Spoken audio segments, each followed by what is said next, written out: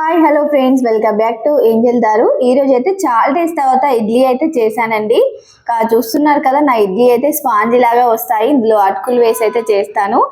Night అయితే ధార్మిక వాళ్ళ స్కూల్లో నవరాత్రి సెలబ్రేషన్ వెళ్ళొచ్చేసరికి అయితే లేట్ అయిపోయింది. ఇంకా ఇడ్లీ అయితే తొందర అయిపోతుందని ఇంకా వెళ్ళేటప్పుడే పప్పు అయితే నానబెట్టేసి అయితే వెళ్ళానండి. ఇంకా నైటే రుబ్బేసి అయితే పెట్టేసుకున్నాను. చక్కగా పులిచింది.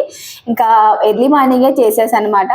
ఇంకా బావకైతే పెట్టేస్తున్నానండి. ఈరోజు లేవడం కొంచెం లేట్ అయిపోయింది. ఇంకా చట్నీలోకి అయితే నేను కొబ్బరి పల్లి చట్నీ అయితే చేశాను.